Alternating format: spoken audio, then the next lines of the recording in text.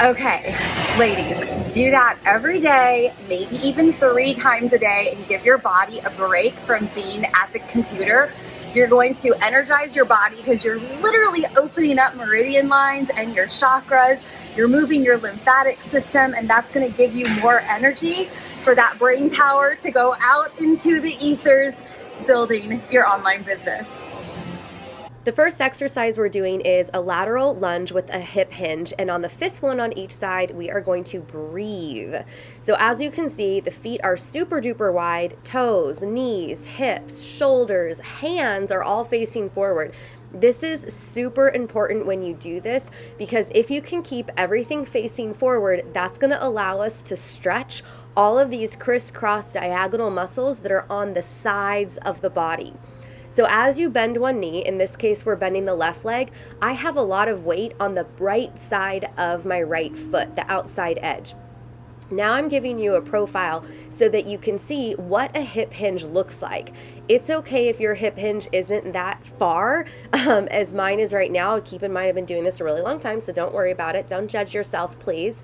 But what I do definitely want you to do is spread your butt cheeks apart when you're down in this hinge, because that's the function of the pelvis. Spread your butt cheeks really far apart when you're in the hip hinge. That's going to open up the pelvic floor and the attachments with your hamstrings. Now here we are for the breath. We've got the left hand down if we're bending the right knee, and the right arm is up to the ceiling. I want you to take 3 of the deepest breaths you've ever had in your entire life, because this twisted position is going to stretch so much stuff along the inside of your spine and your digestive system. The next one is a windmill, and you're going to have your feet about squat distance apart. Externally rotate your right leg and bring your left arm up to the ceiling. We're doing 10 reps on each side, and we're going to take our time talking about this as you get familiar with it. We're doing a left hip hinge because our left leg is staying stiff, and we're pushing the left butt cheek on a backward diagonal. This is going to allow your pelvis to rotate, and you'll feel a stretch on the left side of your low back. The right leg is along for the ride.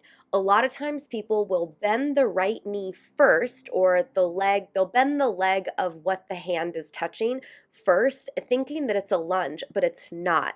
The dynamic of this exercise is that you're pushing your hips backward, and you allow the knee to bend as much as it needs to so that you can get those fingertips as close to the floor as possible.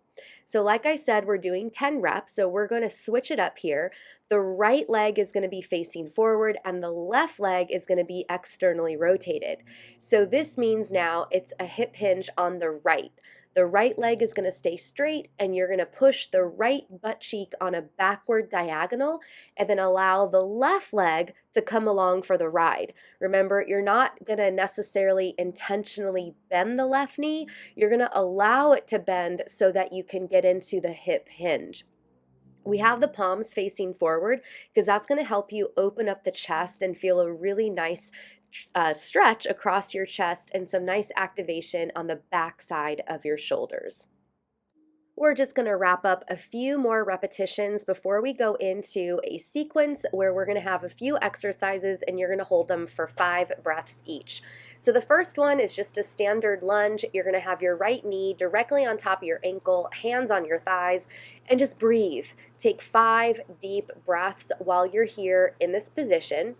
The second position we're going to be in is the arms are going to be up to the ceiling.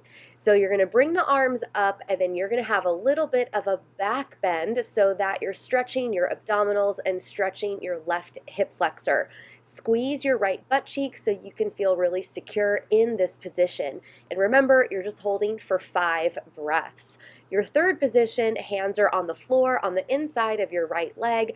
Feel that your hands are directly underneath your shoulders, and squeeze your abs with each exhale. That's a little added bonus. Remember, you're here for just 5 breaths, and then the right arm is going to go up to the ceiling, and you're going to rotate your torso so that you can see the ceiling. Just look past your fingertips and hold it here, again, for just 5 breaths. Then, obviously, we're going to switch sides. So you're just going to bring the left leg forward, And then first, just keeping the left knee on top of the left ankle, sitting up tall, hands on your thighs, and just breathe. 5 deep breaths. Really focus on feeling the stretch in your right hip flexor this time. Second position, the arms are going to come up to the ceiling, and then you're going to arch backward. Be really careful you don't lose your balance. Take 5 deep breaths and feel that you're lifting your chest to the ceiling. That's really going to stretch your abdominals. Third position, hands on the floor directly underneath your shoulders. Give yourself a nice tight core exhale every time you exhale on those 5 breaths. And then finally, the last position, the left arm is going to rotate to the ceiling, and you're going to look at the ceiling and hold it again for 5 deep breaths. The final exercise is a cobra. So you're going to bring yourself onto your knees, lower your hips to the floor as far as is comfortable with your body. You don't want to feel crunchy in your low back. You want to feel that your chest is lifted, the elbows are straight, and everything is pulling up to the ceiling.